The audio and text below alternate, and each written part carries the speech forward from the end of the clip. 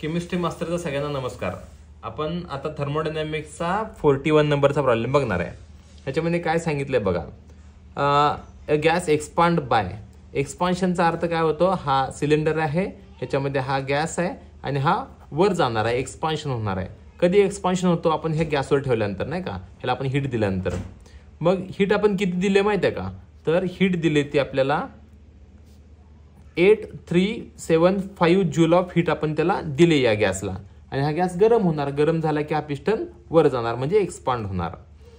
मग एक्सपांड झाल्यानंतर व्हॉल्यूम आधी किती होता, एक्सपान्शन व्हायच्या आधी तर व्हॉल्यूम आधी होता 5 dm³. नंतर व्हॉल्यूम किती झाला तर 30 dm³. मग दोघांमध्ये फरक किती आहे, delta V is equals to V2 minus V1. मग आता V2 किती आहे 30, मग 30 वजा 5 किती आला 25 dm³ हा तुमचा काय आला डेल्टा व्ही आला. मग डेल्टा व्ही झाला, क्यू झाला. आता प्रेशर आपल्याला किती दिले त्यांनी 1.5 ॲटमॉस्फिअर.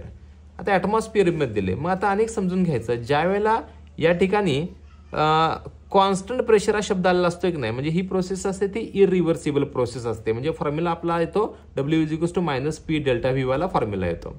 आता याच्यामध्ये पण एक गोष्ट समजून जायचं, जर W तुम्हाला जूलमध्ये पाहिजे असेल तर प्रेशर हे पास्कलमध्ये घ्यावं लागेल. पास्कल म्हणजेच न्यूटन पर मीटर स्क्वेअर. आणि डेल्टा व्ही जो घ्यावा लागेल तो मीटर क्यूबमध्ये घ्यावा लागेल. मग मला सोपं वाटतंय काय की तुमच्या टेक्स्टबुक प्रमाणे जर सांगायचं म्हटलं तर मला जर W जर मी बार dm³ मध्ये काढला तर मला प्रेशर पण बारमध्ये घ्यावं लागेल आणि डेल्टा व्ही dm³ मध्ये घ्यावं लागेल. मग मी प्रयत्न काय करतो, मी पहिल्यांदा बार dm³ मध्ये W काढण्याचा प्रयत्न करतो आणि ह्याला जर 100 न मल्टिप्लाय केलं तर जूलमध्ये येणारच आहे की, सोपं पडते. त्यामुळे मी काय करतो, प्रेशर हे बारमध्ये घेतो. मग मी काय पुढं बारमध्ये कन्वर्ट करण्यासाठी 1.5 ॲटमॉस्फिअर बारमध्ये कन्वर्ट करण्यासाठी काय करायचं असतं माहिती आहे का, 1 ॲटमॉस्फिअर म्हणजे किती बार असतो तर 1.013 बार असतो.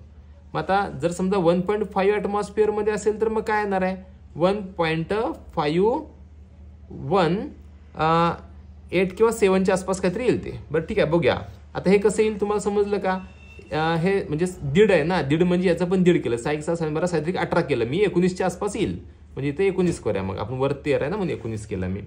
आता समजून घ्या इथं की हे जर तुम्हाला असं कन्व्हर्जन नाही कळत, मग तुम्ही म्हटलं सर आम्हाला लॉक टेबलनं शिकवा, तर मी लॉक टेबलनं पण कन्व्हर्जन सांगतो. बघा मग काय करायचं आपल्याला, बारमध्ये कन्वर्ट करायचं ना, तर मी काय करतो तर 1.5 इंटू काय करेन 1.013 करेन. मग ह्याचं आन्सर कसं आहे ते समजून घ्या. आता 1.5चा लॉग किती येणार आहे तर 0.1761 हा लॉग आला आणि 1.013चा लॉग किती येतोय 0.0055 हा लॉग आला.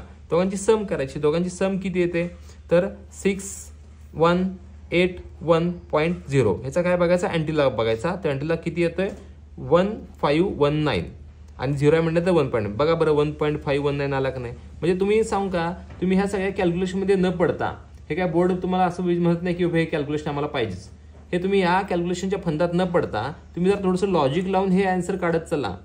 हे तर खूप वेळ जातो हे कॅल्क्युलेशन करायला. तुम्हाला फक्त माहिती असावून मी हे फक्त सांगितलं. मग जे प्रेशर आहे ते प्रेशर किती आलं आपला 1.519 बार हे प्रेशर तुमच्या समोर आहे. आता हे प्रेशर तुम्ही वापरणार आहे.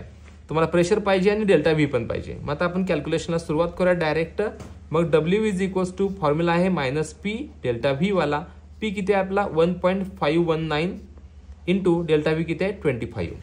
आता तुम्ही असं पण करू शकताय, हा 1.5 आहे ना तर दीड आन्सर येतोय ना, दीड म्हणजे 19. जर हे तुमचा समजा MCQ साठी CET साठी तुम्हाला जर उत्तराच्या जवळ जायचं असेल ना तर ही तुम्ही ट्रिक वापरायची आहे.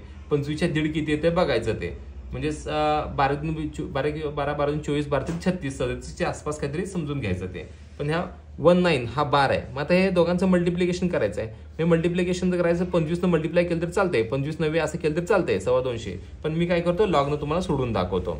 1.519चा लॉग जो आहे तुम्हाला इथं ऑलरेडी डायरेक्ट मिळतो बघा, हा इथं आहे बघा 0.1816 प्लस मल्टिप्लिकेशन असेल तर प्लस घ्यायचं असते. परत मग काय केलं तुम्ही प्लस, आता हे 25चा लॉग बघायचा आहे तो किती येतो 1.39779. ह्या दोघांची काय करायची ॲडिशन करायची, किती येते 5975.1. आता ह्याचा काय बघायचा असतो अँटी लॉग बघायचा असतो. मग 57चा 9 5 मध्ये अँटी लॉग बघायचा. मग तो किती येतो तर तो येतो 4 57चा 57चा 95 मध्ये. आता 57चा 95 मध्ये अँटीलॉगच्या वेळ बघतो तर तो आन्सर येतो आपला 3797. आता 1 पॉईंट आहे म्हणजे 37.97. मग 37.97 आन्सर आला. पण हे आन्सर कशामध्ये आलं माहिती आहे का? हे बार डीएम क्यूब मध्ये आन्सर आला. बार डीएम क्यूब. आता हे बार डीएम क्यूब मध्ये आपल्याला नको आहे, मला कशाला मध्ये पाहिजे तर जूल मध्ये पाहिजे. डब्ल्यू जर जूल मध्ये पाहिजे असेल तर 37.97 इंटू कितीनं मल्टिप्लाय करायचं? 100 मल्टिप्लाय करायचं. 3797 हा जूल मध्ये कन्वर्ट झाला, हा जूल मध्ये आला. आता मला काय करणार आहे मी इथून पुढं, तर मला डब्ल्यू तर मिळालाय. मला हा डब्ल्यू ऍक्च्युली मायनस मध्ये मिळालाय. का मायनस मध्ये समजून घ्या. इथे एक शब्द आहे बघा, एक्सपान्शन. एनर्जी एक्सपांड हा शब्द आहे का? एक्सपांडेशन असेल तर हा डब्ल्यू मायनस येतो. मग आता आपण काय करणार आहे? फर्स्ट लॉ ऑफ थर्मोडायनामिक्सचं मॅथमॅटिकल इक्वेशन वापरणार आहे. ते इक्वेशन काय आहे? Q is equals to delta U minus W. आपल्याला काय पाहिजे तर डेल्टा यू काढे कॅल्क्युलेट करायचं ना. मग delta U is equals to काय फॉर्म्युला आला? Q plus W. क्यू किती आहे तर क्यू आपल्याला दिलाय किती आहे? 8375 मायनस डब्ल्यू किती आहे? 3797 हा डब्ल्यू आहे. मग ह्याच्यातून हे वजा करायचं. वजाबाकी करायला काही प्रॉब्लेम नाहीये. कसं करायचं? 8375 मायनस 3795 97 काय करायचं? 8754. मग किती आला बघा बरं? Delta U is equals to 4578 joule. हा तुम्हाला काय मिळाला? डेल्टा यू मिळाला.